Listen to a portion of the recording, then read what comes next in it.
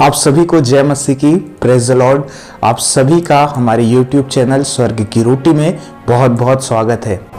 हम पिछले 2 दिनों से गिनती की पुस्तक उसके 10 अध्याय उसके 1 से 10 पदों पर मनन कर रहे हैं और हम उसमें चांदी की तुरहियों के विषय में सीख रहे हैं कि किस तरह उन चांदी की तुरहियों को कुछ विशेष उद्देश्य से बजाया जाता था और उसके अनुसार इजरायलियों को वैसा ही करना होता था।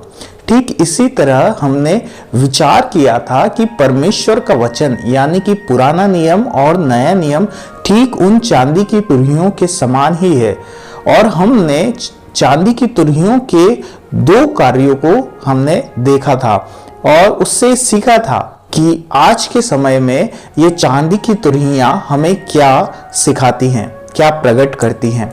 आज हम तीसरी बात पर मनन करने का प्रयास करेंगे।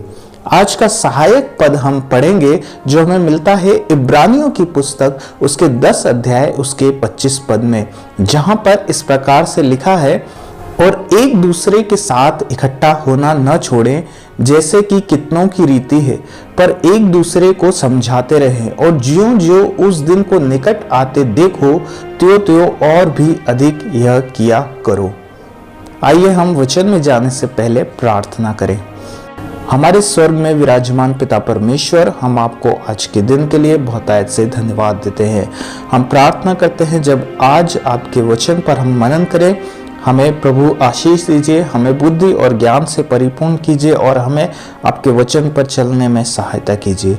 धन्यवाद प्रभु यीशु मसीह के नाम से मांगते हैं, आमीन।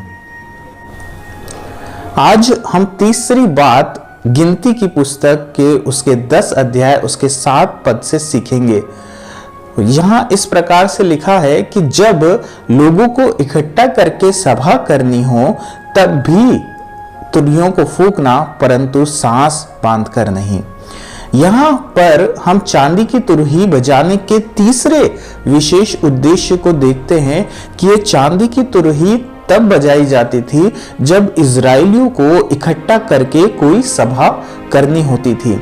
आज के समय में ठीक इसी तरह ये चांदी की तुरही यानी कि परमेश्वर का वचन इब्रानियों की पुस्तक उसके 10 अध्याय उसके 25 पद से आवाज देता है कि एक दूसरे के साथ हम इकट्ठा होना न छोड़ें जैसे कि कितनों की रीति है, पर एक दूसरे को समझाते रहें, और ज्यों-ज्यों उस दिन को निकट आते देखे त्यों-त्यों और भी अधिक हम इकट्ठा होना न छोड़ें और भी अधिक ये करते जाएं। इससे पहले कि मैं वचन में आगे बढ़ूं, मैं आपको इकट्ठा होने की अहमियत के ऊपर एक उदाहरण देना चाहूंगा। मैं एक बार एनिमल प्लैनेट चैनल पर एक शो देख रहा था जिसमें जंगली भैंसों के बारे में बताया जा रहा था। उस शो में बताया गया कि जिस तालाब में जंगली भैंस पानी पीने जाते थे वहां अक्सर शेर उन्हें खाने के लिए घात लगाकर बैठते थे। तो इस शेर से बचने के लिए जंगली भैंस कभी भी अकेला नहीं जाते थे, परंतु वो एक साथ होकर इकट्ठे होकर झुंड में जाते थे। एक बार जब वे इकट्ठे होकर पानी पीने उस तालाब के पास आए तो शेर ने अचानक उन पर हमला कर दिया। हम जानते हैं कि बैल के पास अपने बचाव के लिए केवल सींग होते हैं और उसके द्वारा भी वो शेर से ज्यादा समय तक नहीं बच सकता है। तो जब शेर ने उन पर हमला किया तो पूरा झुंड बैल का तितर बितर हो गया और शेर ने एक बैल को वहां पकड़ लिया। वह बैल अपनी पूरी ताकत से शेर से संघर्ष कर रहा था, पर यह भी उसके लिए नाकाफी था। मुझे उस बैल को शेर का आहार बनते दिख रहा था, लेकिन तभी अचानक एक आश्चर्य हुआ। वो सारे बैल जो अचानक हुए हमले के कारण तितर बितर हो गए थे, वे फिर से इकट्ठा हो गए और धीरे धीरे करके उस अकेले बैल को जो असहाय था उसको घेरने लगे और उसको पूरे अपने घेरे में ले लिया।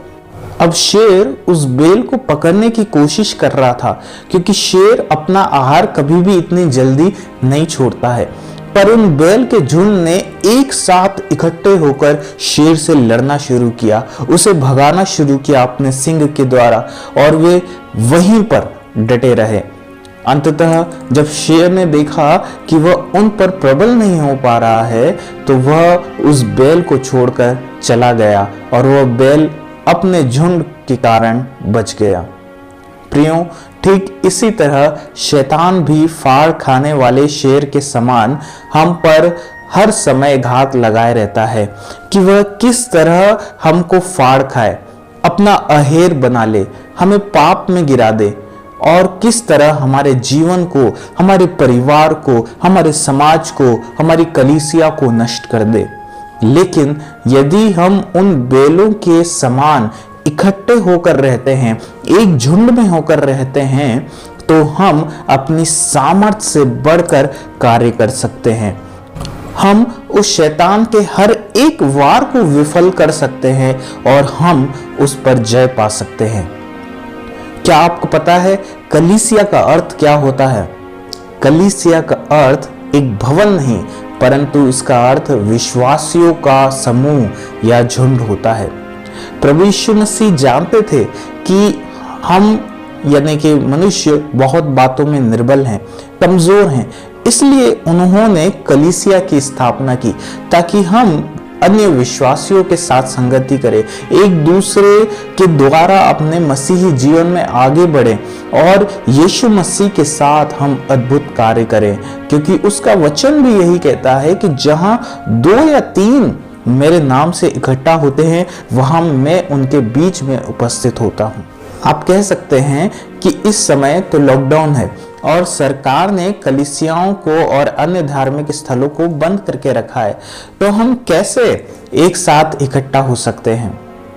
प्रियो, दरअसल इकट्ठा होना शरीर के भाव से ज्यादा मन का भाव है।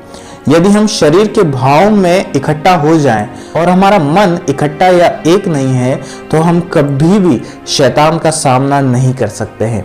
इसलिए आज कई कलीसिया में बड़ी भीड़ तो है, हर रविवार को 100, 200, 300, 500, 1000, 10,000 लोग तक इकट्ठा होते हैं, पर मन में एक दूसरे के प्रति बैर भावना होती है और कड़वाहट रहती है, एक दूसरे के प्रति शत्रुता रहती है और इस कारण वे मन में इकट्ठा नहीं हो पाते। इसका परिणाम क्या होता है? इसका परिणाम कलीसियाओं में फूट और लड़ाई झगड़े होते हैं।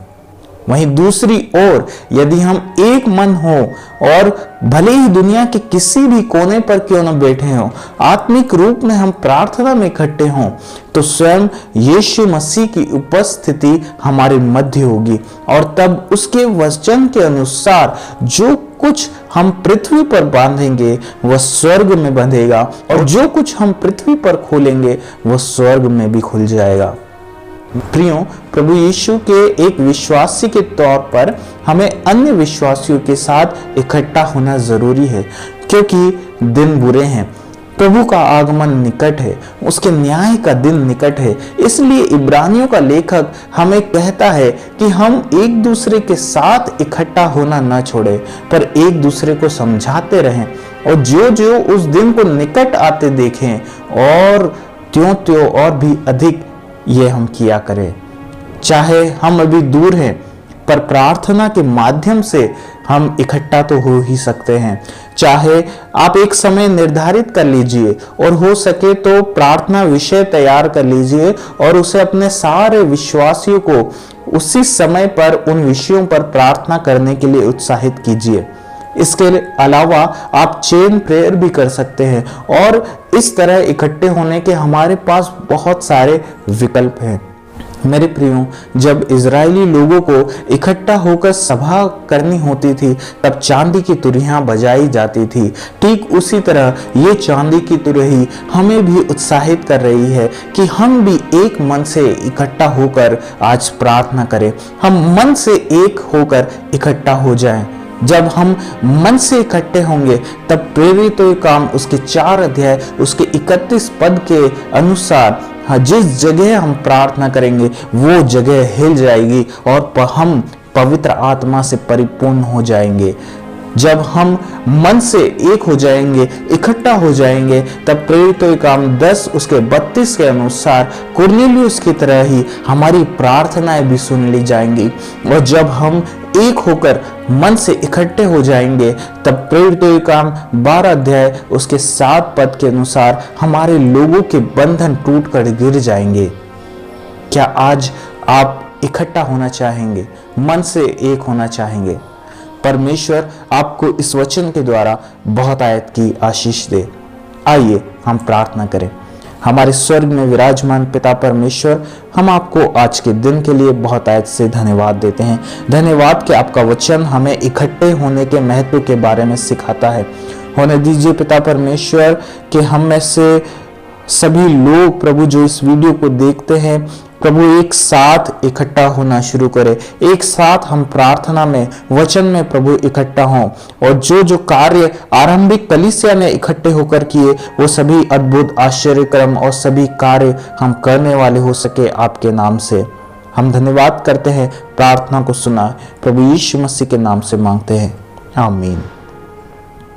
सबको जय मसीह की।